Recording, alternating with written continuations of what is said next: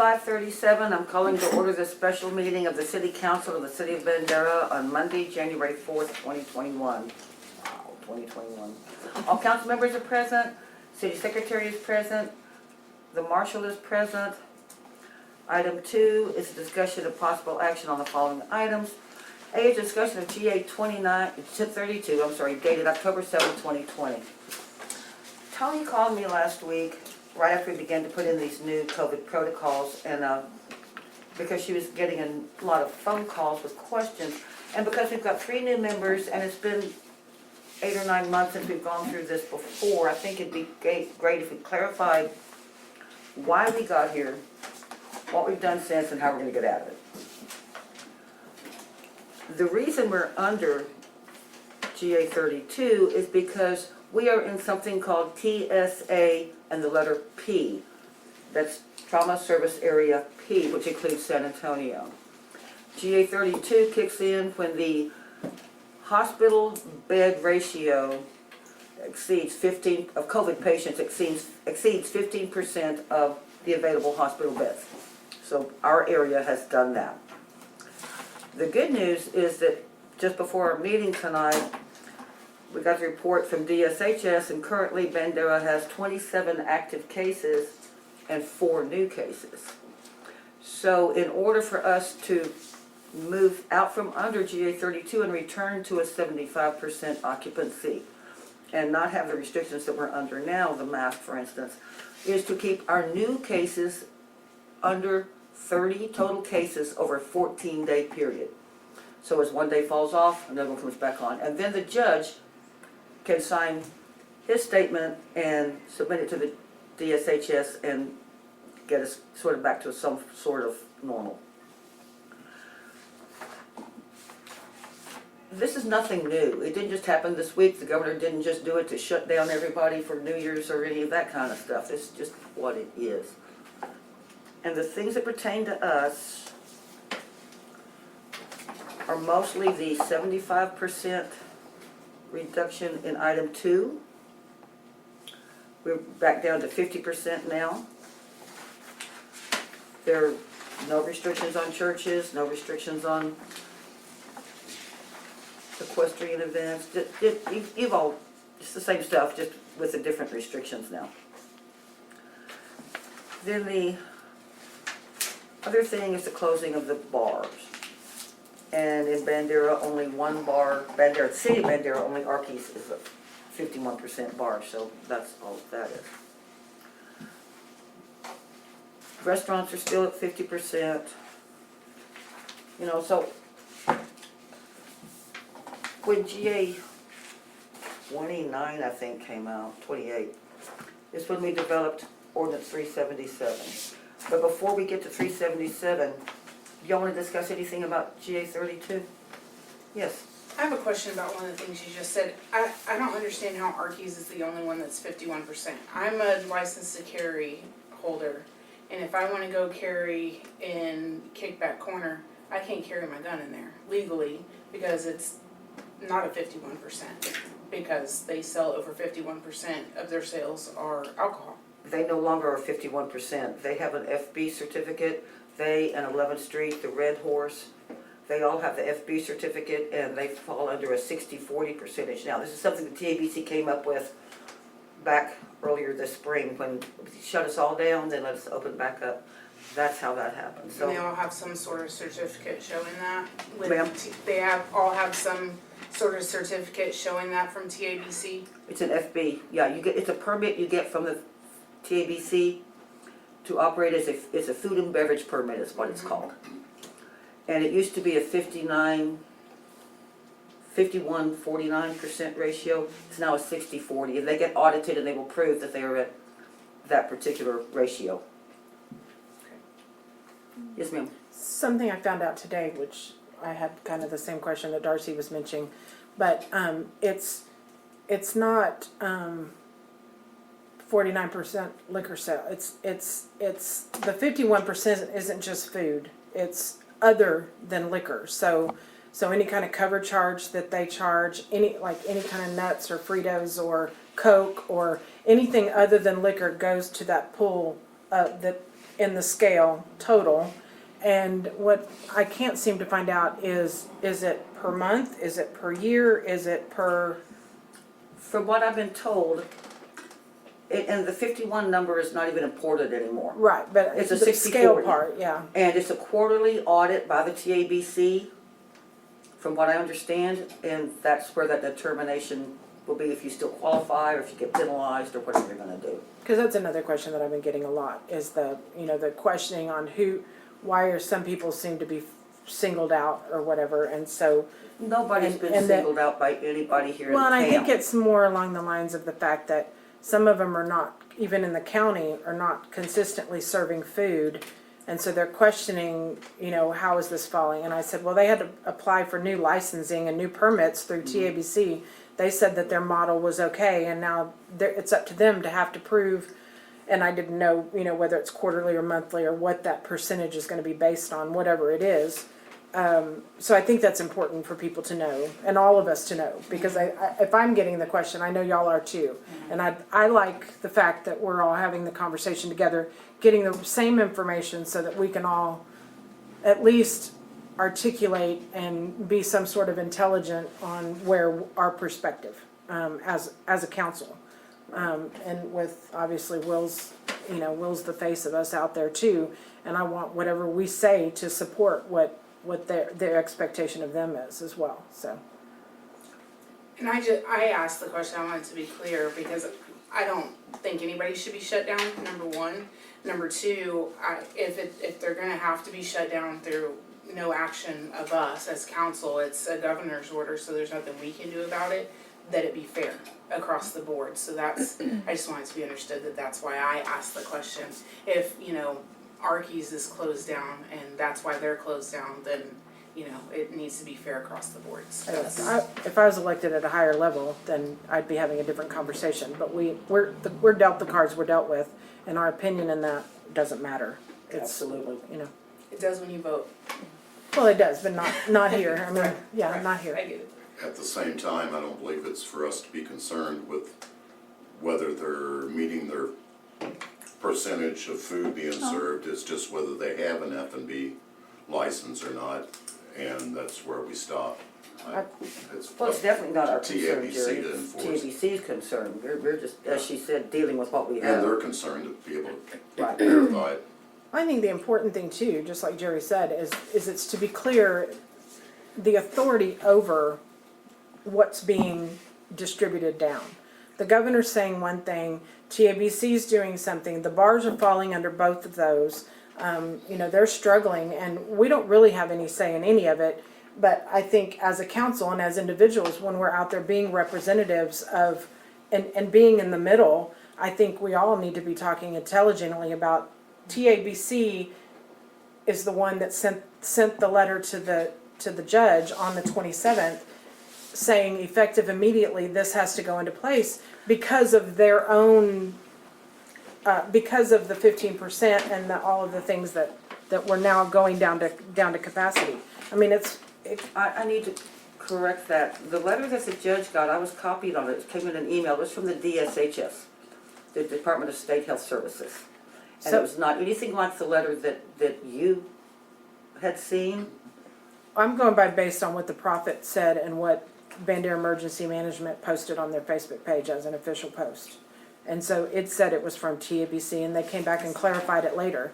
That the one on the 27th where TABC said effective immediately in Bandera County, and they used the 51%, I believe, not the 60/40. But, and if that was an error, that was on them, but that letter said effective immediately because of the TSA, what you were saying. I mean, everything you Right. said earlier was spot on, what was in there. But the letter that they got on the 27th saying effective immediately, these bars will be shut down, was on the 27th. And I From yes, and I TABC. apologize, because there were two different communications. Okay, The first one I got was from DSHS saying, okay, you're now under 32, so you go to 50% occupancy, and bars can be allowed as TABC, to operate as a TABC defines whatever it is, but yeah. and so they defined. But it clearly says, yeah. And so it here happened, says the yeah. 51%. Yeah. Yeah, So, okay, no, that's good, great information. it is. So, I know we have action items tonight, but my thought is we have a meeting on Thursday. Have we already posted that agenda officially? It Yes. went today? Yeah, it's out. Okay.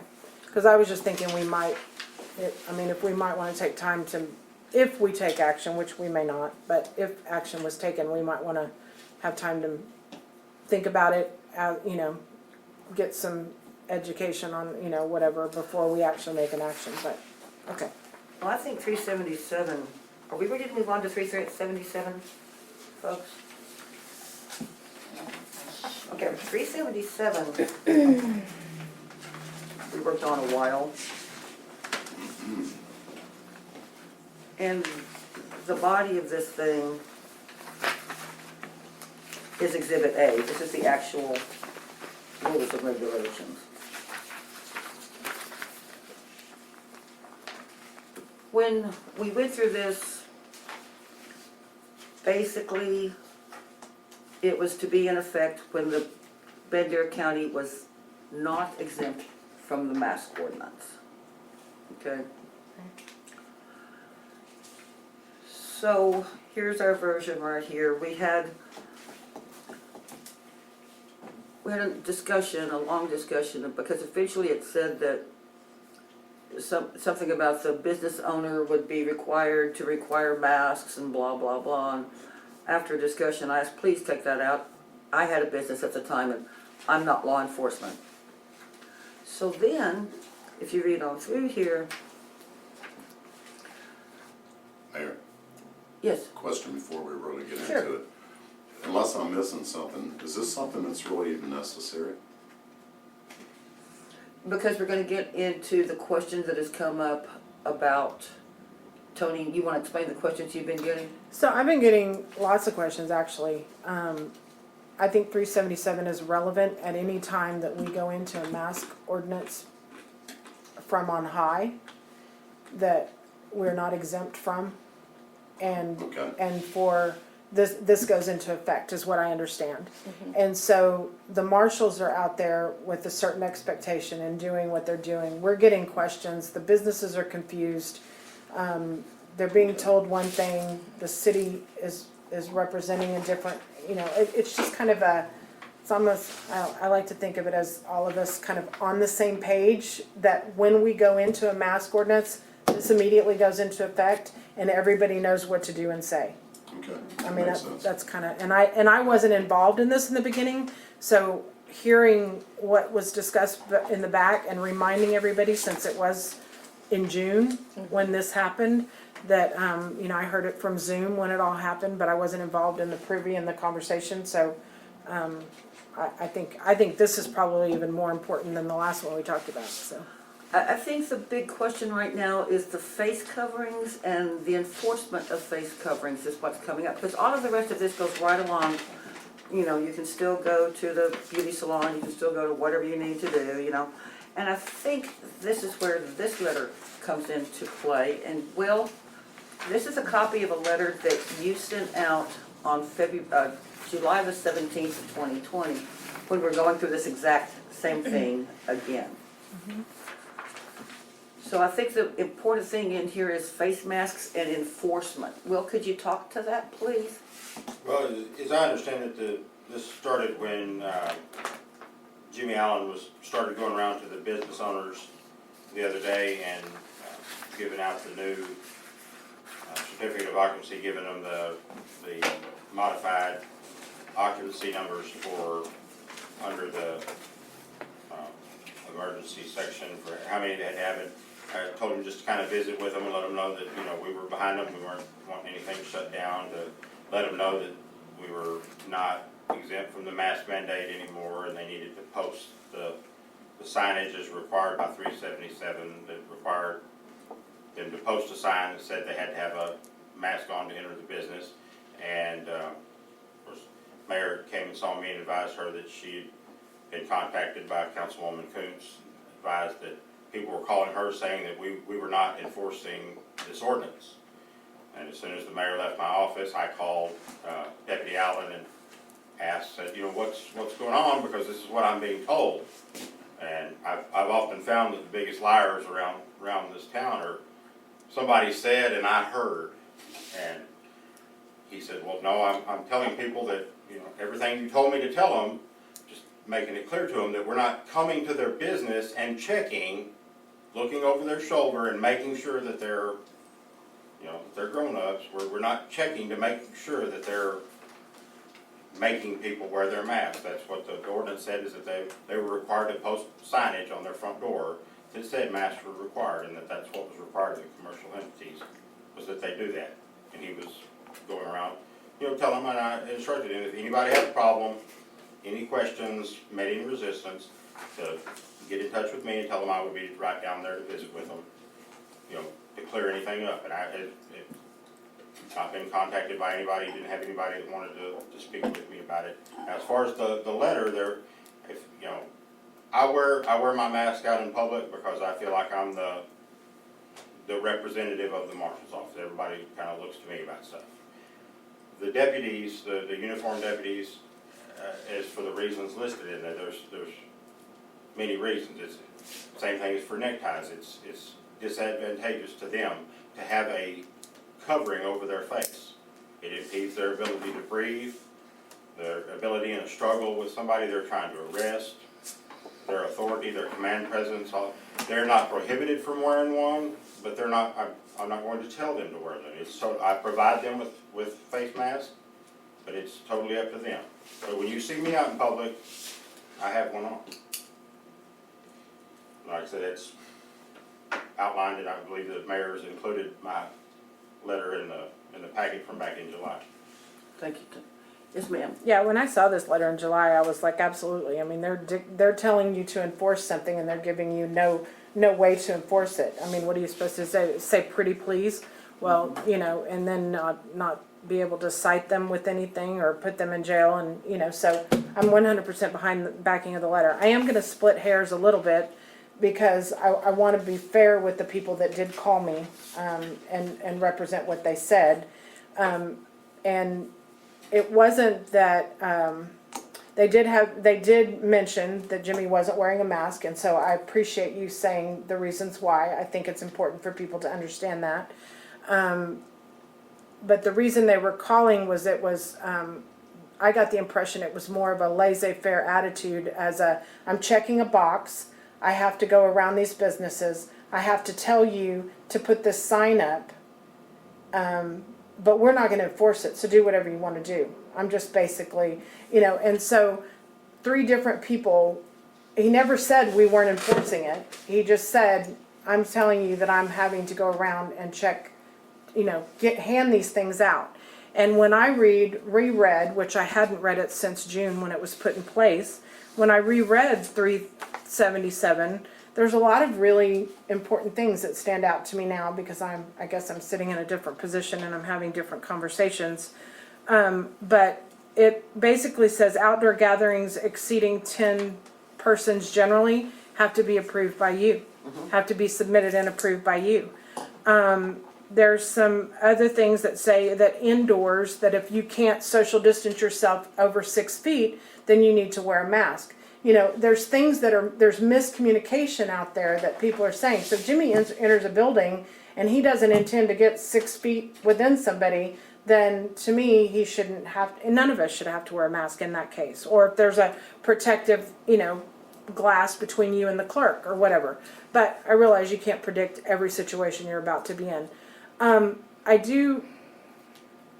I also noticed that in no conversation that I had where he had gone around, where they had repeated back to me what they were told, it didn't really sound like what I read this, and I got this and read it again after those conversations, where it basically said it's up to the businesses to come up with a public safety plan for their own business, at a minimum, to put up a sign that says masks are required. But it doesn't say anything about, I mean, like the sign that we were giving out, it's like, it's up to you personally to maintain a 6-foot distance if you choose not to wear a mask in my business. To me, that puts the onus on the person entering it, not the business owner. And then if the business owner has an issue, or he's got somebody that's walking around acting like they're coughing on people that we see all over the news, what people like to refer to as was it Karen or whatever. But they, you know, they should be able to call the marshal and say, I have an issue in my business. There's a person that's causing a disturbance. He's entered my business. I have this sign that says if they cannot maintain 6 feet, then they have to wear a mask. Then the marshal should, then in my opinion, this ordinance should back the marshal and the business owner to be able to mitigate that situation as effectively as possible. And so there's some other verbiage in here that I think I read it differently now that I've had conversation with some business owners. So I'd like Will's take on what I just said. I mean, are we on the same page? I mean, Well, when this ordinance initially came out, I went around to several of them. Jimmy went to most, if not all. But not only was the ordinance handed out, but also the DSHS guide with the safety plan for businesses was handed out. We made Bluetooth copies and went around and handed them out. And I really didn't enter it into my mind that we should burn through several more reams of copy paper to give it out to kids. I didn't see any of those posted, I agree. you know, after the first time. You know, and I spent hours talking to, you know, folks. And, you know, this letter, memo, I posted on, you know, it caused a stink when I had a whole bunch of people after me, you know, are you gonna enforce that governor's order? And it's not enforceable. He doesn't intend it to be enforced. He's a lawyer. He knows what the words he put on paper mean. The Texas County and District Attorneys Association, I took some of what I've said in here from their website. And, I put this on the Facebook page, and the next day or the day after that, this very letter was on the San Antonio Express News. I mean, You're and famous. on KSAT or something like that. The last thing in the world that the city of Bandera needs is a business owner here, really, or a citizen here, getting a citation for not wearing a mask. We are working very hard to get compliance through, you know, the kinder, gentler method, you know, trying to talk to people. You know, I don't know how many times I said to Jimmy before he left out here, tell these business owners, you know, they have supported us, we support them. Absolutely. You know, anything we can do to help, please. Right, because we're all in the middle. Oh, yeah, Yeah. most certainly. And while I have the floor, can I just ask one other question based on what Will said? Okay. So when you mentioned the modified occupancy numbers, I don't get a lot of information from local county government. So I called another emergency management person that's actually retired recently. So it's fairly current information. But I was asking about how they came up with the occupancy numbers. And they stated that it was supposed to be public, the public area for public occupancy, as opposed to fire code, which takes whole square footages.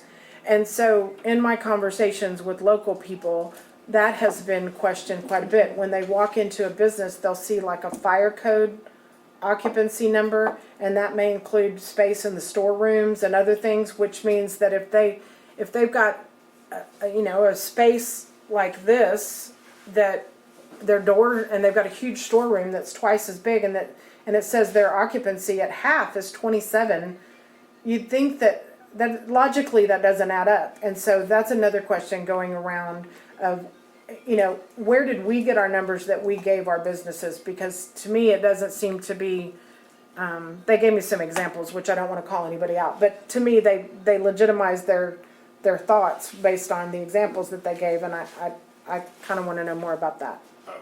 It would be off their certificate of occupancies that they have here with the city. Do we know what it's based on, if it's public area or total square feet? Oh, I know it Sorry. doesn't really include outdoor space, that's all I heard, but I don't know for sure anything. Jerry? If I remember correctly, I believe it's based on total square feet, just like the fire code. I think so. Rebecca? And my comment on that is just that some businesses that have a relatively small area, they might have a number of employees that meet their 50% capacity, which means they have no customers allowed Employees are in. not No, included. that- in No, it. and then you have the masks It and does. the distancing and the, yeah, Okay. that And comes the into play then. In the governor's order, it said that employees do not Do count not count toward towards the occupancy. occupancy. Okay. Okay. So that's out of the deal. Jill? Just to be fair to the citizens, we have a lot of people logged in tonight. Joel Shelton, City Secretary, I'm moderating the meeting. We have 48 people logged in, and there's a lot of chatter on the chat, back and forth with a lot of people. So the bottom line, what they're wanting to hear, just so you all know, because they're all saying the same thing, is are the businesses and the citizens, or either or, going to be fined for not wearing masks? So business owners and citizens, are they going to be fined or written a ticket for not wearing a mask? And that's being said over and over and over. That's to be So- discussed. I think we heard it tonight that we're trying to avoid that at all costs, but if people are going to be over and above, we have a vehicle to do that if a situation warrants it.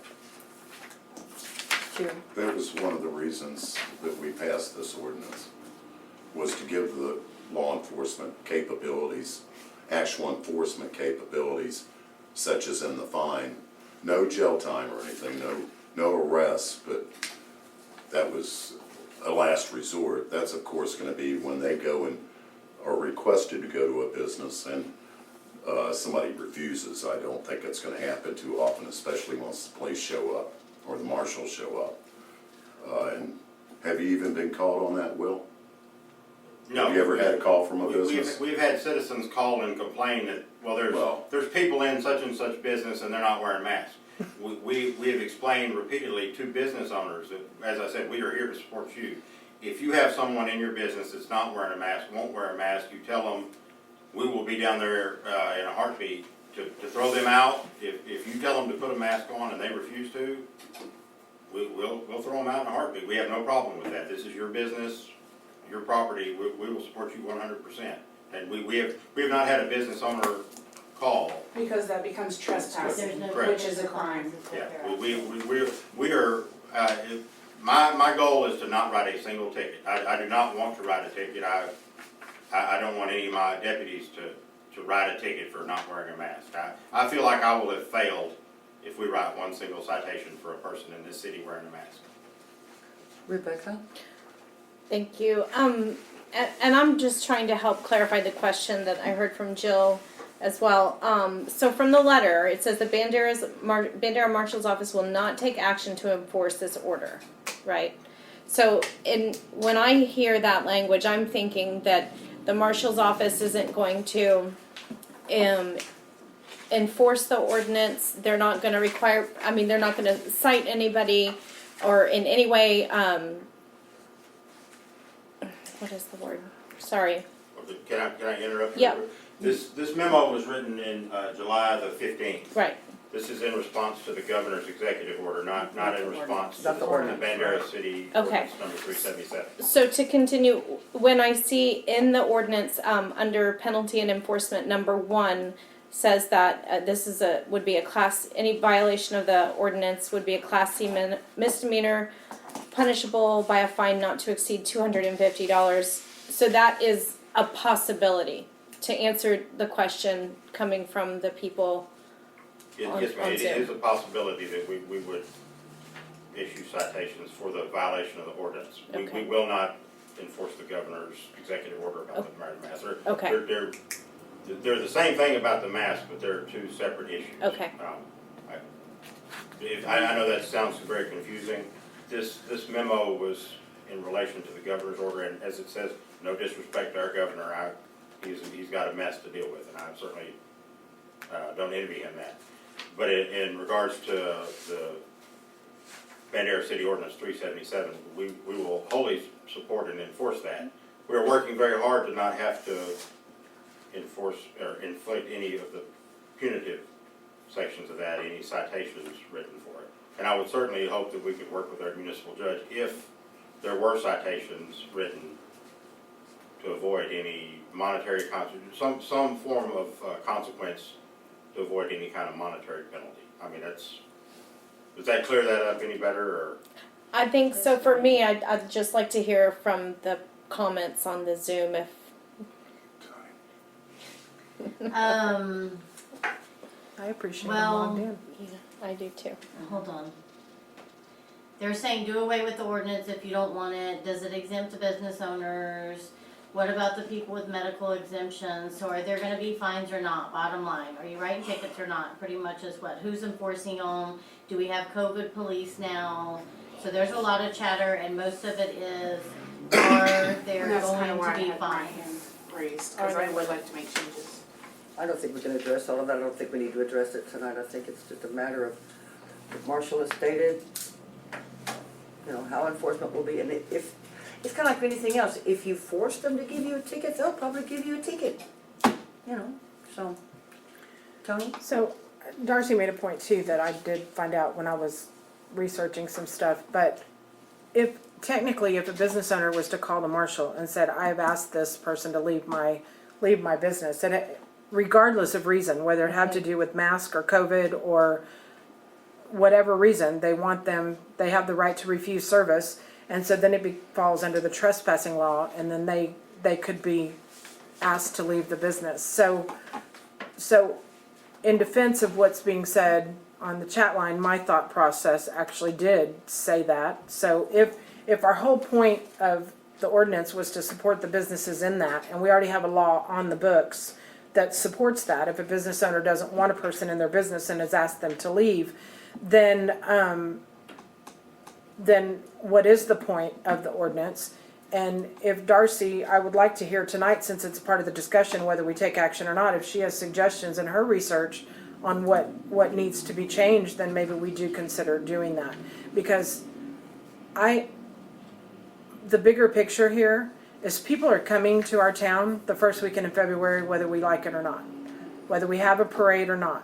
And this ordinance currently says that anybody congregating outside for 10 or more people have to get the mayor's permission. And this ordinance has a lot of other language in it that I'm not against. I mean, I'm not against, but I'm just saying we're putting a lot of people in a lot of weird situation here. Been there. And I've said this for 20 years. Don't make a law you're not gonna enforce. Tony, It's pointless. that's the governor's language. He said for any event, outdoor event of 10 or more people, it has to be authorized by the mayor in if it's an incorporated area and by the county judge in an unincorporated area. And my question, or what? Which is everything that he tells us. Do Well- this, but then he doesn't give us any meat behind, how do you enforce that? So far though, any gatherings have been, you know, the organizer sends me a request, a map, safety protocols, there's 3 or 4, I think that's it, but, and if it's the standard hand sanitizer and signage and that sort of thing, then I'll approve it. Yeah, but that's been said before and it got canceled at the last minute. So, Who? on Labor Day parade for one, there was a lot of work That that was went when into. this first started. No, I know, and I get that. I get that this is new territory. I'm not pointing fingers. I'm just saying situations have occurred in the past. People are still talking about it, whether they know why it happened or didn't. There's a lot of misinformation out there, which is exactly why I want to talk about it now, because Mardi Gras is coming up, and the Mardi Gras parade is bigger than all of our parades together. All the way down Main Street, it's a minimum of 3 people deep. Now, do I think we're gonna have that this year because of people being more cautious?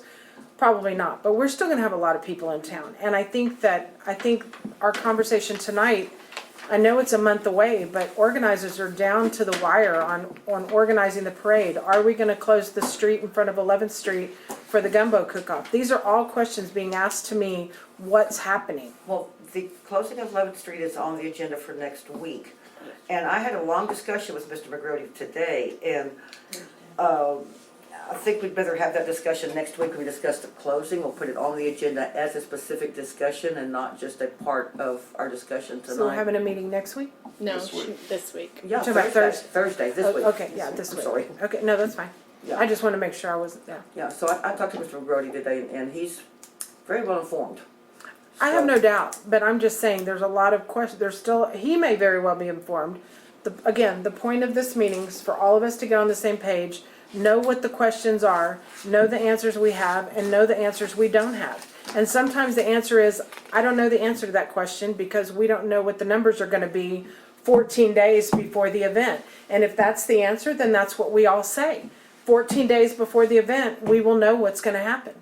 Or, you know what I'm saying? It's like we will have more information because a lot of this is beyond our control. And there's a lot of people out there just wanting information. And that's the reason I asked for this, is because to ask the questions, some of them we don't have the answers to. And that may be part of our conversation when it comes down to it Thursday. But I think I think the questions on the table need to be asked, whether we have them tonight or not. So. Darcy? Okay. So on Exhibit A, first of all, in Section 2, where it says outdoor gatherings exceeding 10 persons, there's a typo. Yeah, event. Yeah, it should say event instead of even. So that needs to be corrected. I'd also really like to see under commercial entities, number 1, instead of it, where it says all commercial entities in the city of Bandera providing goods and services directly to the public must develop. I would like to see it say should instead of must. Or shall. Well, shall means you have to, so I'd like to see should. B, where it says persons in the city of Bandera, under number 1, I'd like for us to get rid of it altogether. I'm sorry, where at? B, persons in the city of Bandera, where it's saying everybody has to wear a mask. I, for one, have multiple medical reasons that exempt me from, and for that matter, a religious reason for not wearing a mask. I choose to wear one sometimes, but I have multiple medical reasons why. And getting a dirty look or a phone call to the marshal's office or comments when I'm in a store, because there's a city ordinance in the city in which I live, I feel like is discrimination. And I don't wanna be part of a council that says I have to wear a mask. Now, I understand probably where you're going, or about to go, Mayor, or I assume, that, yeah, there's a religious exemption and yeah, there's a medical exemption, but I don't wanna have to explain myself to anybody. See, you shouldn't, but if you read on through this B1, it says, or when in outdoor public space, however, if it is not feasible to maintain 6-foot distance of social distance from another person not in the same household. So it's not required unless it's not feasible to maintain 16. And sometimes it's not. You go into one of these small shops, like I love going to the general store. Sometimes it's not feasible to go within 6 feet. Now, when I go into somewhere like the general store, will I wear a mask? Sure, if I think there's gonna be a lot of kids in there especially, or elderly folks, because I'm judging an art contest for Christmas, I might wear a mask. But I don't think we need to be passing ordinances. Number 1, we're adults. This is the United States of America. This is the Constitution of the United States of America, and we have rights. And we shouldn't have to wear a mask because somebody sitting on high says we have to wear a mask. And if I don't want to wear a dadgum mask, I shouldn't have to wear a dadgum mask, period. Whether I have a medical reason or a religious reason to wear one or not, I shouldn't have to wear one. And neither should anybody else. If you choose to wear one or anybody else chooses to wear one, that's fantastic and you should wear one. If you're too scared to go out because other people aren't wearing one or you're not wearing one, then you shouldn't go somewhere. That's the way I feel. Also, we ought to be able to make our own decisions. speaking to what Tony was saying about, I think it was Tony, about somebody coughing on someone else, that's assault. So if, you know, if the marshal gets called about somebody coughing on someone, being rude, that wouldn't be a $250 fine, that's actually assault and they could be arrested for that. If we don't wanna get rid of B, I would also be fine with getting rid of the word shall. After every person in Bandera, Texas shall wear a face covering, cause that demands that we wear one. I do think people should wear one when they can. They don't have exemptions that are faith-based or medical-based. They should wear one for their own safety, especially if they feel that it's necessary. So I would be okay with that. I think we should look at and it is a religious thing, but I would like for us to consider the fact that if we're saying, you don't have to wear one while you're in church, why are we making people wear them everywhere else except for church? I don't think we should have to wear them in church, that's not what I'm saying. But I'm saying if we're saying you have to wear them everywhere else in church, why is church different? And then C, penalty and enforcement, number 1. Violations of the provisions set forth in 4, A and B are hereby found to constitute a violation of the local health and safety COVID-19 orders of Bandera and may be enforced as a violation of this local ordinance as a Class C misdemeanor, punishable fine, not to exceed $250. I think we need to get rid of that, period, and we don't have to worry about the marshals having to go to the municipal court judge later, working something out. Let her finish and then I'll give Tony a Okay, minute. I didn't wanna Go ahead. forget that I had a comment. Working something out so that it doesn't have to be a fine. Also, when the governor is saying that you can't be arrested, so if I get a fine for not wearing my mask, what are they gonna do about it? Because if you can't put me in jail, what's the point of giving me a fine? It'll be a citation, Okay, just so like a traffic ticket, they can't put you in jail for a traffic ticket. absolutely they can if I don't pay it. So what are you gonna do if I don't pay it? So you issue a warrant, you have a warrants clerk type up the warrant, I don't pay it, and then what are you gonna do, put me in jail for a $250 fine I don't pay and waste people's time typing up a warrant? I mean, and all we're But doing, that's a different offense. That's not the offense of not wearing a mask, that's the offense of not paying, of sure, but are we appear. gonna do that? I mean, do we really wanna do that to our folks? Because if you push people, you've got people like we have here in Bandera, somebody like me, and you go, Darcy, you have to wear a dadgum mask. You've got to. I don't care what you say, I don't care how you feel, you've got to wear a mask. You know what I'm gonna do? I'm not gonna wear a mask when I go to Super S because you friggin' told me I had to wear a mask. But if you go, it helps your neighbor, it helps me, I feel a little bit better when people wear a mask because it's safer for the elderly, it's safer for the sick. You know, it's probably a good idea if you wear a mask. Guess what? I'll probably wear a mask. You know, but when you start forcing people, when we start passing crap like this, especially in a city like this, people are gonna rebel. I guarantee you that's why we've got 50 people on Zoom right now. It's not because they want us to pass this. Guaranteed. Tony, you had your hand up and then Rebecca and We have then 50 Jerry. people on Zoom because it went on Bandera County chat that we're trying to take people's rights away. That's why we have 50 And people on that's what Zoom. we're doing. But I promote anybody that wants to listen to the open conversation because I think it's important. But, so this thing right here, when you said this number 2 is a list of people that does not apply. So when you were making your comments, it sounded like you were listing it out as, but these are reasons why this ordinance would not apply to you. I don't know, something you said made me think that you didn't see the word not. I could be wrong. No, I do understand.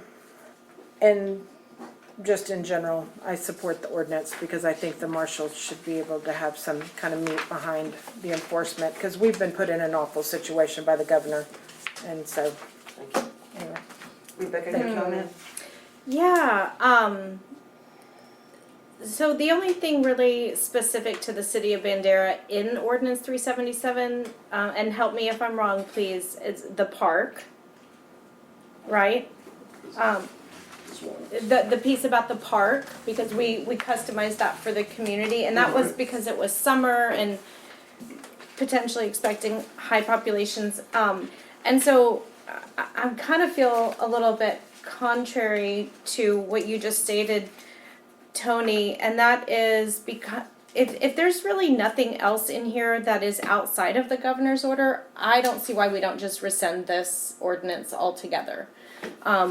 We have heard that there is zero desire to cite people for not wearing masks, and if any trouble should arise from people or individuals, chances are that's going to be associated with another offense. So we're under GA 32 because we're in the state of Texas, and because this says what it does.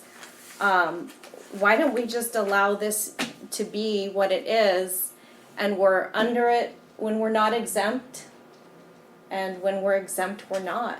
I think we're overcomplicating this, and I just don't really see the value in politicizing this, in making anybody the bad guy, and I don't even want to have the mask debate. Like, wear one if you want to wear one. Right. It's your choice. And so, and you're right, when we did put this, when we did this, and there were other pieces, I thought that were specific to Bandera, or the city of Bandera, although they might have been outside of this ordinance, that had to do with no disconnect and things like that we had in place. That was the policy, not an Okay, it was separate, but it all kind of came around at the same time. What was that? We had some policies in place to where, like, no cutoffs, we suspended late fees and things like that. Oh, okay. So we kind of tailored, Utility cutoffs. yeah, That's what yeah, sorry. Addiction genes. Yeah. we tailored some things around dealing with all of this that were specific to our community.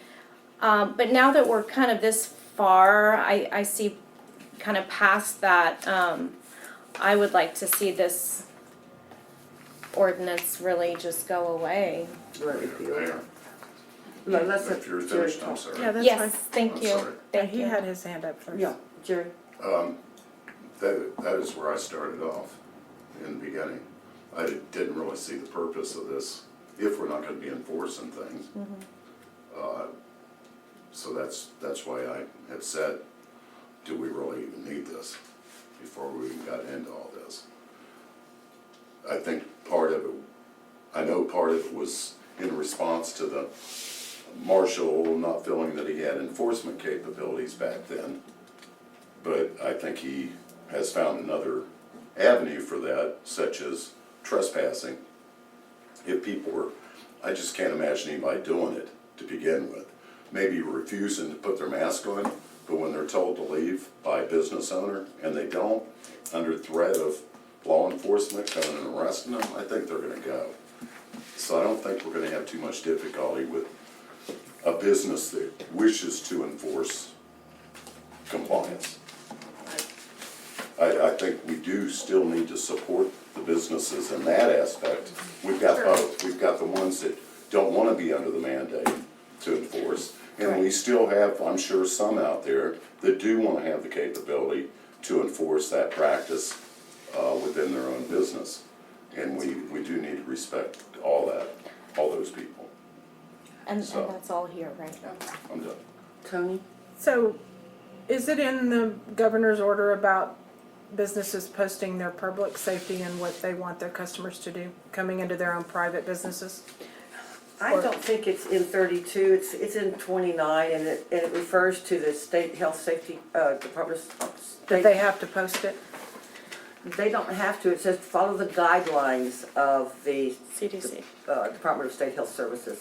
That, okay, and so, did you have an answer to that, Rebecca? I don't No, I'm wanna sorry, call on you, I'm but so I- sorry. Okay, Go ahead. So when Rebecca said whatever she said, I get it. I mean, I understand where you're coming from, and I understand what Darcy was saying. So all of this may not be relevant, but I still think it's, and maybe I'm wrong, maybe I've missed something, but private businesses versus non-private. So we as a city still need to state what we expect in our parks, in our city hall, in our public spaces that are not private businesses.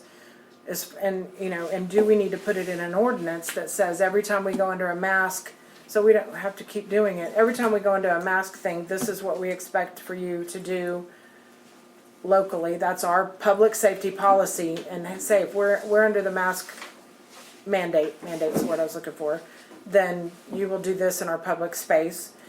And then require that businesses post what their expectation is of their customers, so that when they enter a business in the city limits, that it's clear to the people entering the business what they do and don't do, and we as a city will never dictate that because it's a private business. And then, like y'all said, everything else, once they have, it's almost like in my mind, it's almost like no trespassing. I think no trespassing signs are pointless. If you don't own this property, then you're trespassing if you don't have permission to be on it. If I don't have an open sign and business hours that say this is when you can, it's not considered trespassing, then, don't touch it. Don't be on my property. And so, to me, it's kind of pointless, but that's not the society we live in. The society we live in is that they can come onto my property unless I have no trespassing signs to clutter my own property with that ridiculous thing that people don't read anyway, like don't jump off the bridge when you have grown people down there jumping off the bridge daily.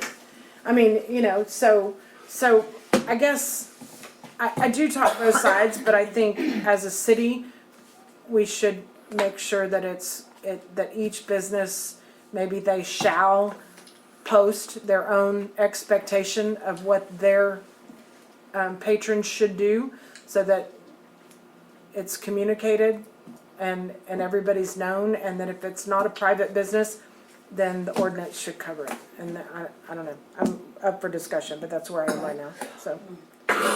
Excuse me, guys. Darcy, I'd like for us to quit telling people what to do, and we can go with businesses with that too, and say, if a business owner or even the manager of the business wants people to wear masks in the business, they're gonna make that known. They're gonna put a sign on the door. I don't think we should mandate or force a business to say, I'm not gonna put a sign on the door saying we aren't gonna force people to wear masks in here. So if businesses want masks to be worn in their business, they're gonna post it. If they don't, then, they don't want masks to be worn in their business very bad.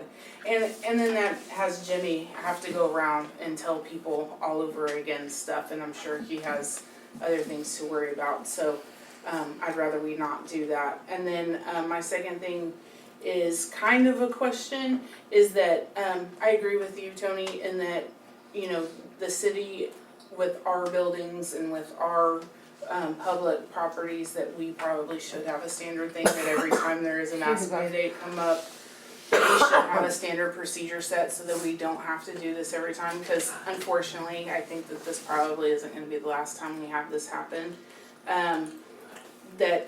Can't we, as a council, direct you or ask you, Mayor, to, then normally it would be the city administrator, direct the city administrator to say, hey, we're gonna post these signs at the city park saying we're at 750 people capacity, masks must be worn, or, and same thing with the building here, it's a small building, you have to wear a mask, but we're only gonna have 2 people in here, or whatever that may be. Can't we do that, or let you decide that, or whatever we decide to do? well, we already have signage at the park with the standard language, the health safety protocol. Here at the office, again,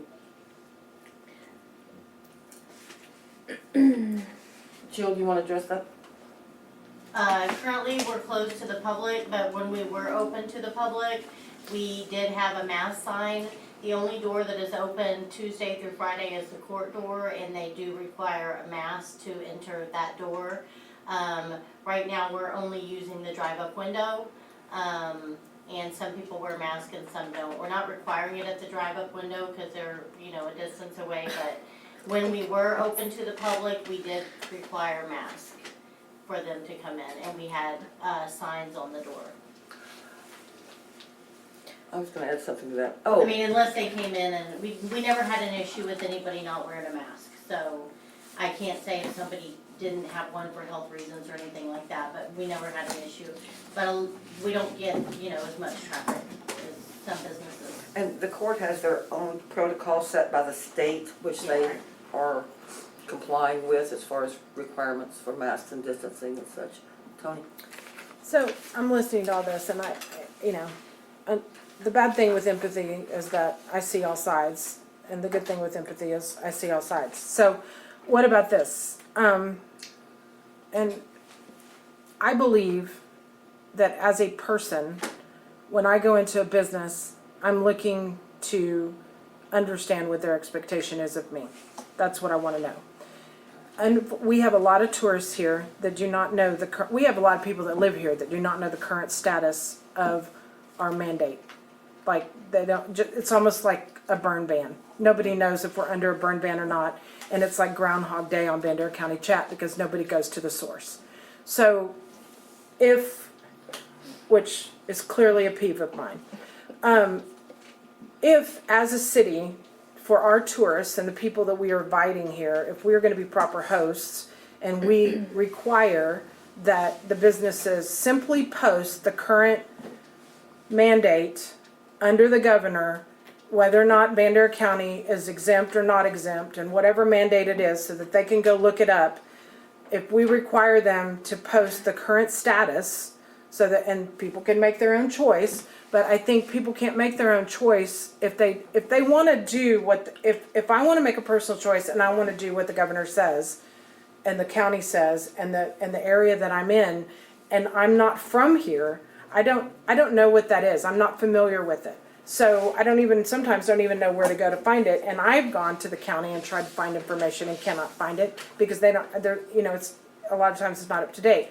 So as a city, to give people the opportunity to do what they want to do, to make that personal choice, if we require our businesses to simply post the current status of the mandate, whether we're exempt because of our numbers, whether we fall under it because of TSA, whatever the current information is, and I'm not saying, Jimmy, go around it to everybody, get an email from everybody, get an email group and say the current status has changed, post this in your window, and don't waste any more time than required. And if people that don't have an email, then he goes and those are the only people on his list. But let's be more efficient and communicate more, because I'm telling you, people don't know. They don't know. All right, thank you. Darcy? I sort of like your idea, but I would like to I'd like to kind of twist it a little bit. So like a burn ban, we have signs on either end of town, right? Says whether or not we have a burn ban, because it can change anytime. What if, the city hall's right here in smack dab middle of Main Street. We get an A-frame sign and put it outside and green. Those might be against our sign ordinance. Well, I'm sure we could get a variance. That it's green and it says not under sign mandate when we're not under a sign mandate, and it's red if we're under a sign mandate or a sign mandate, a mask mandate, and that way it's easy for people to tell which way it is, and it says mask mandate in force, not in force, but mask mandate whatever, and it shows a mask. Same thing with the green sign, mask order not in effect or whatever. And then that way it's easy for everybody to tell. Even visitors come right by here and make it easy to see. So we could do something like that. You'd be But we're surprised not forcing the businesses to do something. You'd be surprised how many people that live here don't even know this is City Hall. It's not gonna comment on that. I just wanted to point out, because it came up whether or not this piece about the businesses is in the executive order, and it is. It's cut off from our paper copy, but number 12 states that in providing or obtaining services, every person, including individuals, businesses, and other legal entities, should use good faith efforts and available resources to follow the minimum standard health protocols recommended by DSHS. So I'm just going back to rescinding the ordinance, in my opinion. And I do appreciate the idea about the exempt status. Like currently, Bandera County is exempt from GA, whichever is the latest. I don't know if that should or could be, or maybe we replace this ordinance with something at like this that point, I'm that's for all more getting rid of it, but condensed. I'm in a communication state right now to get the information out. Yeah, Because it's changing. Sorry, I cut you off. no, that's okay, that was it, really. Well, okay, I just wanna make this comment. Just because it's written in GA 32, nobody can read GA 32 any more than they read ordinance 377, Well, and so. here we are spending all this time talking about it, and if it's pointless, then why are we doing this? Because if you'll remember when we first passed this ordinance, it was to give some direction. I mean, the ordinance is for the city. And I'm not saying go out and arrest anybody, that's not the point. But have the business owners, like my sign said, master suggested when 6 foot distancing isn't feasible, hand sanitizing stations available, antibacterial soap in the bathrooms. Just, it was simple. It was not any major deal. I don't think it's that. Okay, so, again, something really simple that states, in the event that Bandera County is not exempt, then a business open to the public will communicate X, Y, and Z by a sign on their door. So are we looking to send something to the attorney for consideration, or? Yeah, I'm just trying to make things smarter, not harder. Mm-hmm. And I appreciate the fact that we're gonna have the obstinate ones out there. They're gonna be defiant because, and I also believe that laws are made for the law abiding. If people are asked to do something and the law is what it is, those are not the people we're worried about. So the law abiding, if we give them enough information to abide by the law, to make the choice that they want to make for their own, then to me, that's our audience. And then Will and the attorney tell us for the non-law abiding, which are not going to do it regardless, no matter what it is, they're going to do whatever they want to do, that as a self-governing society that we hope to be, how do we handle those that are not self-governing and don't make choices in the betterment of the bigger picture? And how do we support Will and the marshal to do that? But I think the best start is that there should be no doubt to anyone in this city, and when they're entering the business, what current status we are under, whether it be from the governor and whether we can enforce it. The information should be present, and I'm never going to waver from that. So. agreed. And I'm great with, I love people having information. I think people having information is fantastic. One of the things that I heard the most when I was running for this position, because I walked up and down the street talking to business owners down here on Main Street, was that, that they had the mask. Everybody must wear masks. Well, nobody was wearing masks in there, and masks weren't mandated, yet they still had the signs. And people were like, oh, I'm wearing a mask, you have a sign, when people would walk in, and they're like, oh yeah, I only have the sign there because the city said they'll charge me $250. Well, we didn't even have a mask mandate. They still didn't know what the rules were. Even when I explained it to them, said, you don't have to have that there. Well, I'm scared that they're gonna fine me $250. So there's still confusion. Even when we tell them that they don't have to have the sign, they're still gonna have the sign there, because in 2 weeks when we're off of this order again, they're still gonna have the signs there because they don't know that they don't have to have them, and they're still gonna be scared that we're gonna charge them $250, and so there's always gonna be confusion.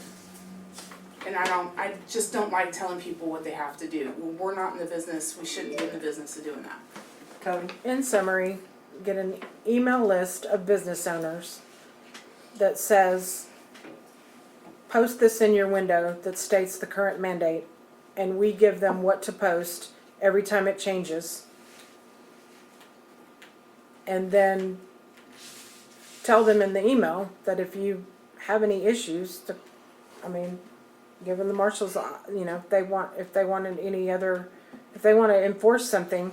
I guess I'd like to hear from the marshal. It's like, I mean, if they want to enforce the mask, if they want, and that maybe give them the choice, if they want to enforce mask wearing in their business, to maybe have a conversation with the marshal, so that they can get on the same page on how to help them do that in their own private businesses. Because, I mean, but to me, the mandate status needs to be posted in every business. Well, 377 gives them that tool. No, And it then doesn't. It actually doesn't. It does not. Jerry? I'm being a little funny here, or trying to be. So then how do we enforce that? How do we Enforce, well, I the think, requirement that the business posts that? exactly, I mean, yeah, the $250, but I don't think we've had a business say that they won't post something in their sign that gives a current no, requiring masks is what they're, Oh. No, putting the sign up, there were several. no, because the mask says you are required to put mask in here. That's not the sign that I'm saying to say, because they half the time don't know what status we're under either. They just, I mean, this is just information. We're under the status. There's no conflict. We're under this status or we're exempt, period. Here's the information. And then if they choose to require for their business to have masks, then they need to have a conversation with the marshal and have a plan that way. Rebecca? I'd just like to hear any comments that might be relevant to the conversation or entertaining. From Will? No, I want to hear from From Will. Zoom. Yeah. You're getting a lot of, I agree, and rescind the ordinance as the main conversation, and let people be grown-ups, they're adults, that kind of thing, so, you're getting a lot of rescind the ordinance, if you're not gonna find people and all that, and let the businesses make their own decision if they want to post a sign, they can, but a lot of rescind. Rebecca? Can we ask, I don't know if there's business owners on this call. There's a lot of business So what owners. about just the exempt or not exempt status as like a requirement? I don't know, is that helpful or is it not helpful for the city to put in the ordinance? Businesses will be required to post the status of the county. You've had 2 business owners in the city, or they say they are, say no, that is too much to keep up with, and they do not need the requirement of you to tell them to put a sign. Yeah, okay. 3 no. 4 different people, or that are replying to your question, so. So they don't wanna know what the status is. Yeah, I I'm a have an little, issue with that. well, I'm sure most of them, if they care enough to be on a call, on a Zoom call, especially for this long, with us kind of repeating ourselves somewhat, that they're gonna know what the status is. I mean, it's not that hard to find out. So, Just say- especially if they own a business, they wanna know whether masks are mandated or they're not mandated. I care, and I'm Well- either gonna wear one or I'm not, and I'm gonna make my own decision. I don't give a crap whether you find me $250 or that's not. the thing, I'm so ahead, sorry, I'm Rebecca. just kind of jumping in here, but that's the thing is, if a business owner cares or doesn't care if we're exempt or not, and they're not gonna make people wear masks when they come into their store, I don't know. Yeah, I'm not trying to sit up here and try to force this down anybody's throat. And I just don't think that there's much, more to do outside of what comes down from the state. Honestly, Just one more comment real quick, she asked, and I just scrolled back, a lot of people earlier and throughout this last hour have been saying, is council aware that the number is down to 27 tonight and that this is a moot point? That's been said throughout the night, I forgot to mention that when y'all asked kind of what was being said, so, yes, council I believe is all aware that today's number is 27. We announced it at the beginning of the meeting, so they Okay. must not have been here. And number two, we said that this conversation is only when we're not under an exempt status. So it is relevant and not a moot point, because we're going to be under that status again. And we still are, just because our numbers went under. And 14. so I would say go back and listen to the beginning, because Suzanne did an excellent job of explaining what's happening right now. Oh, Will. Man, if I can remember what I was gonna Suzanne's say. too Will. I will say that, I think that if we try to force people, if I was a business owner, and I'm not, but if I was a business owner and you say that I have to post a sign, however, if I don't, I'm not gonna be fined. And I've been under COVID, for this last year. And if I put this sign up, it may keep 3 people from Dallas from coming into my store because I say you have to wear a mask. And I don't really care if they wear a mask or not. But I have to put a sign in my window that says we're under a mask mandate. And it could keep 3 people a day from coming into my store. And they may spend $100, and that's $300 I'm missing from a day. Do you think I'm gonna put that sign on my door? I'm probably not gonna put that sign on my door, especially if I'm not gonna get fined, Let's hear from Will, please. Will? A lot of opinion for me, but I agree with a lot of what's been said today, but my personal opinion, I didn't want the ordinance in the first place. I'm well aware that the trespassing thing, if Jerry doesn't want somebody on his property today, tomorrow, or 4 years ago, he calls and says, hey, there's somebody down here, I don't want them on my property. And we come down there and tell them to leave. If they don't leave, we take them to the Bandera County Jail. It's simple. We live in the information age. Unfortunately, it's not the good information age, as we've just learned. There's all kind of information out there, but how accurate it is often left to be seen.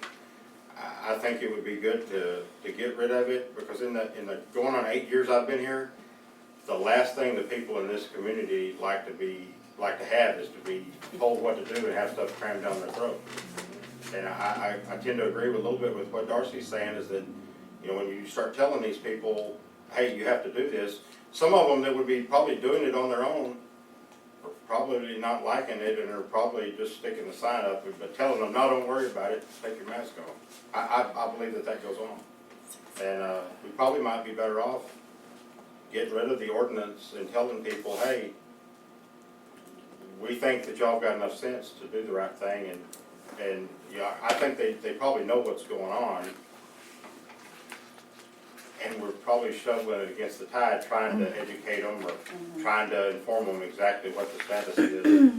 We tried the email thing a time or two since I've been here, and didn't get very far with it. We didn't get a lot of, we gathered all the business and citizens' emails. We would send out stuff about crime stuff, and didn't get much buyback from them. It was hard to get their email addresses from them.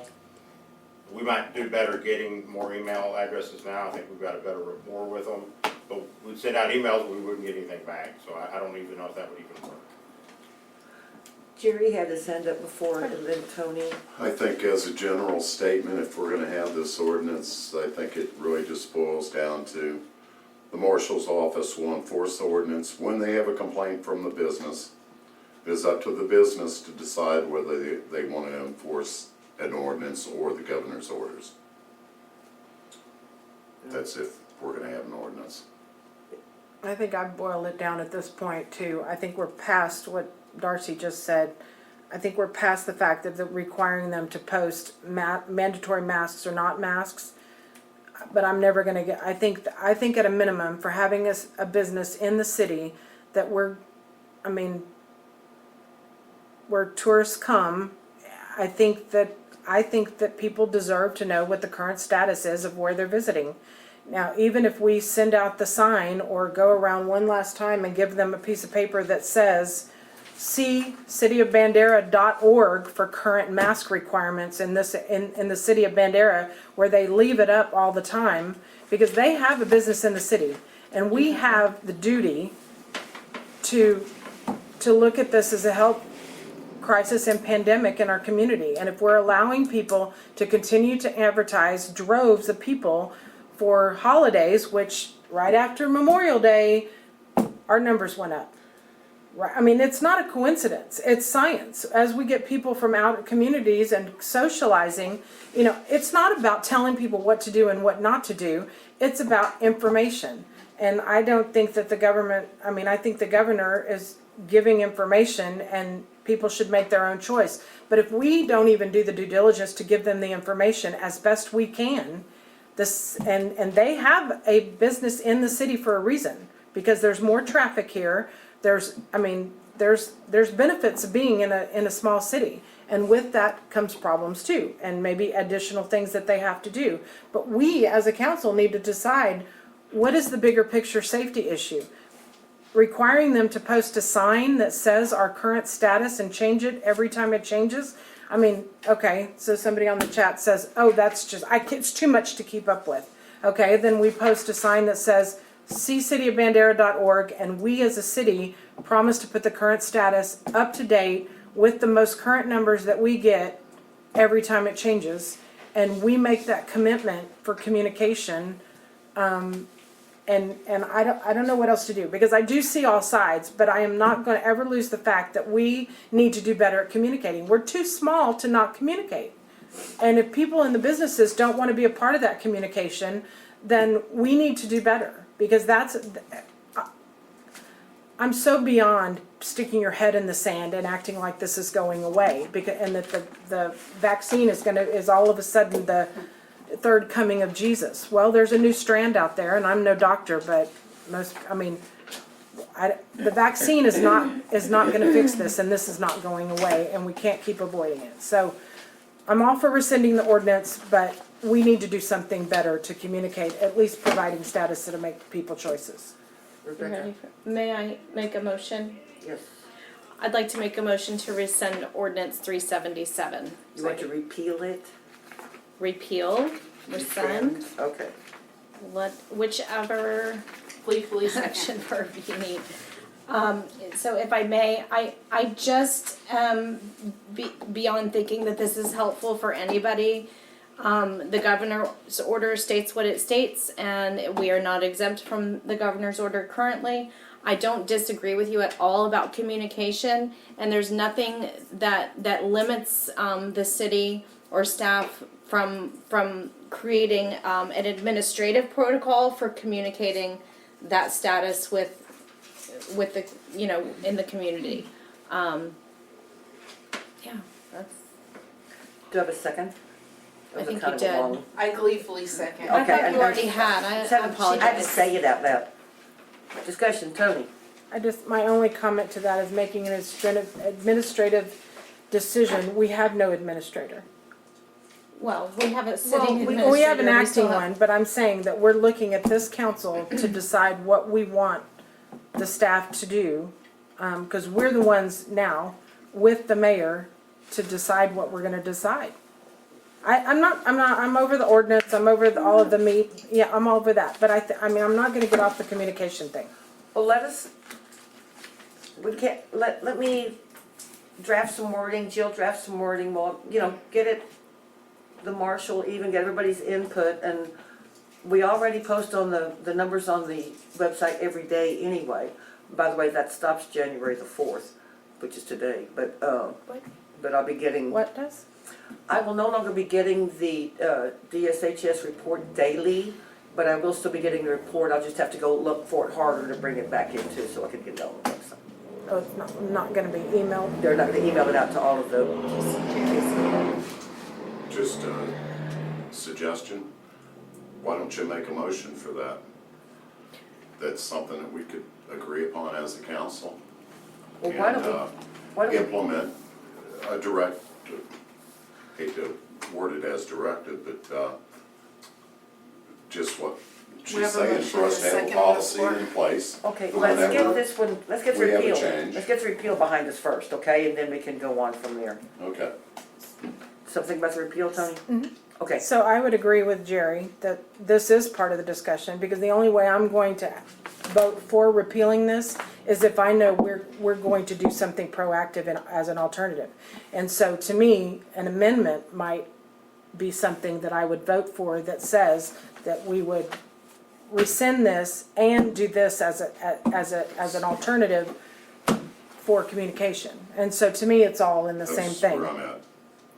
Rebecca? Okay, so, the only thing I would suggest unless you have a plan laid out right now, I first of all, I won't amend, my motion.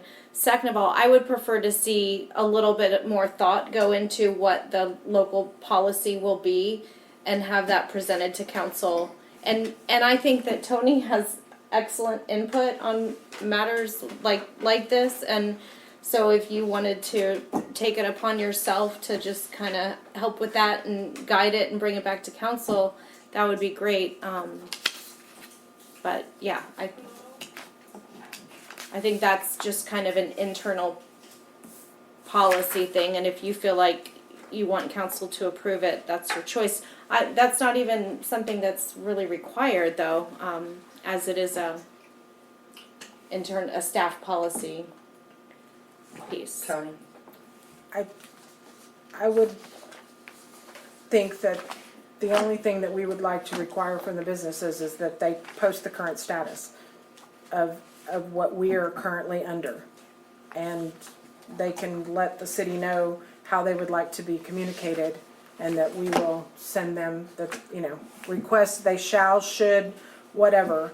But I believe that, even if the motion was amended to rescind this and specifically work on something that states that put a vehicle in place to have the businesses post current status, which isn't political, it's a fact of what we're in, then I think that's an acceptable solution. But rescinding this and not giving any direction and having it just hang there until whenever, I have issue with it. So, Darcy? I would be okay with if we rescinded this, because we have to, if we're gonna change it, it's gotta go to the attorney anyway, so we can't amend it and okay it tonight anyway. We have to rescind this tonight, and then I'm okay as long as the word shall is not in there, as long as it says should, because it's not an absolute requirement. We're saying these businesses should, and this is why we think that. I'm fine with that, and we can absolutely tell the attorney, we want this language in there where it says should, and it can even say why. So it kind of pushes the businesses to do it, and I would be okay with that, but anything other than that, I would not vote for. Tony? so the proposal, so I would vote if the ordinance was rescinded and we work with the communication to the businesses to post current status. And I would be accepted that. Whether we have to get it approved by the attorney, whatever the communication is, I want something in motion. That decision, I want something in motion to move forward, not just we'll have a workshop and we get to it when we get to it. Mardi Gras is coming up, and it's more important now that everybody know the current status as it changes. And the more information we have in the business windows out there of what it is, the better off we will all be as sitting councils, because we're using it like a network. We let the businesses know, the businesses put it in their window, their patrons come in, they see their current status. This isn't, it's a tree of networking, so all the onus doesn't fit on one person, or, we have more information out there for them to have. And then and even on the little thing, we say, if you have any questions, see the city website, or call City Hall, or call the marshal, or whatever. I'm about the communication, not about the ordinance and the fine. And the businesses should want that for themselves, and the ones that I have spoken to, they do want that. They want specific direction as far as that's mainly what my phone calls are. It's like, I heard this on the news, where are we? And so the faster we can get that information out, the better off we are. So, okay. Darcy? So as long as we do, because too, I wanna be considerate of the citizens' money, of course. And so, I think, and maybe I got you wrong, but I think what I'm hearing is that you're good with, and I am too, is as long as we have communication with the businesses, and we're letting the businesses know where we're at, and what we would like from them is to post it on their business doors or windows. And I think that that's great too, as long as we're not mandating that they have to with this fine hanging over their head. And then we also we don't have another ordinance which causes more attorney hours. I think that that's amazing, and I could totally be on board with that. As long as there's The no. businesses need to help us get the information out.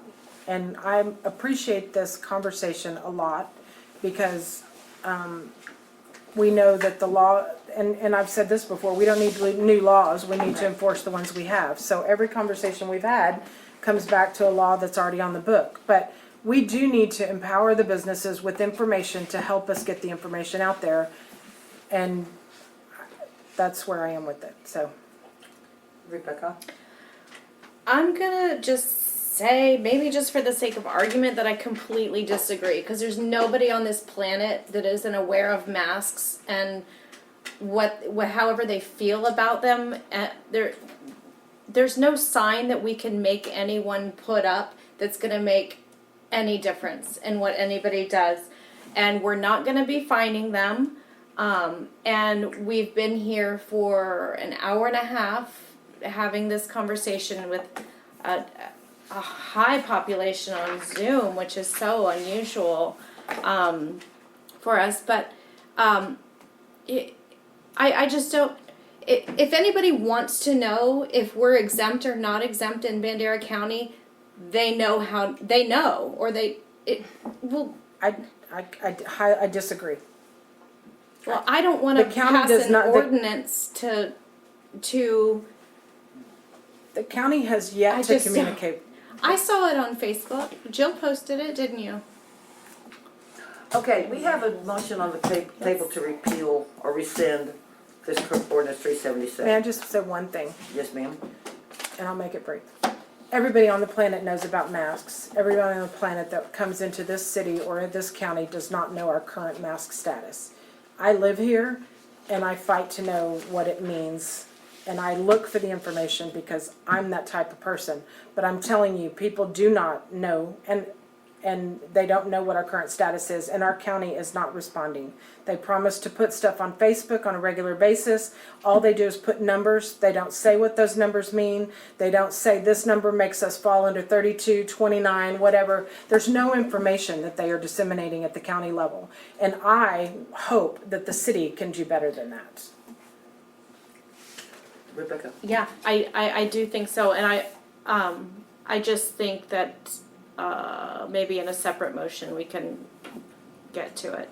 Well, let's go ahead and vote on repealing or rescinding ordinance 377.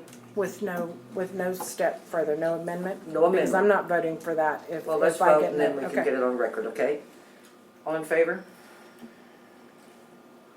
Rebecca, Christine, Darcy in favor, opposed? Tony, Jerry, you're opposed? And Jerry.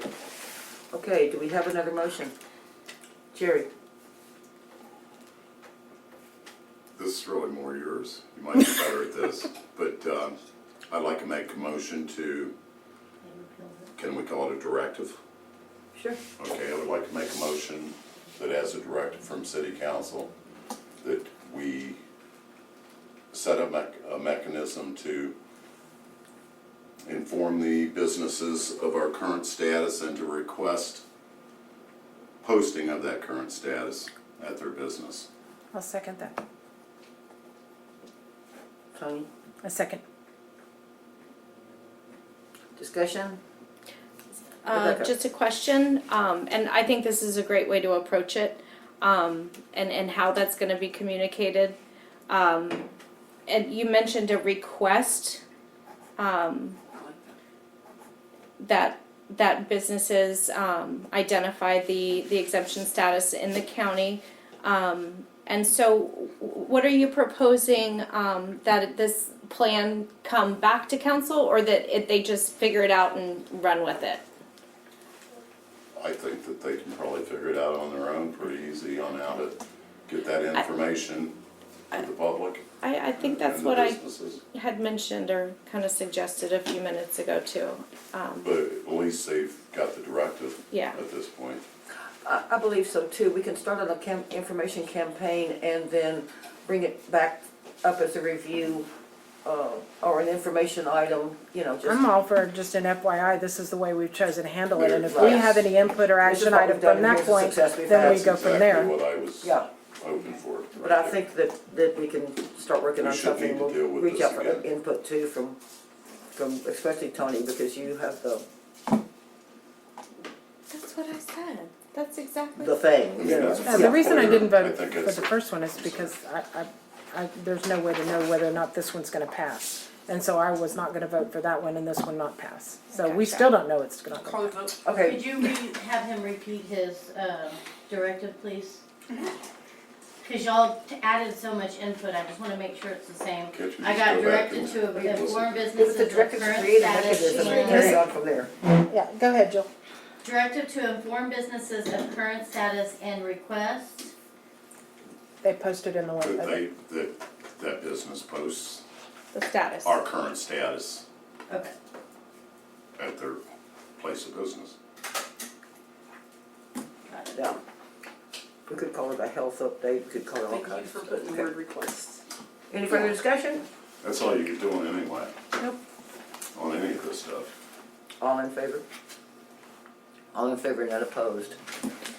Motion to I adjourn. please make a motion to adjourn. Thank you, Rebecca. Leafly second. Darcy seconds, any discussion, all in Yes, favor? I have a discussion. I just wanna say thank y'all. I appreciate the open dialogue, and I know it took an hour and a half, but I mean, I think I personally got a lot of information, and hopefully the viewers don't find it a complete waste of time, because I think we should encourage more of them to be a part of it, so. Absolutely. I appreciate the meeting, so that's all. I agree, I think it's extremely important for us to all hear the same thing at the same time in the exact same words. That's right, absolutely. That way there shouldn't be any confusion.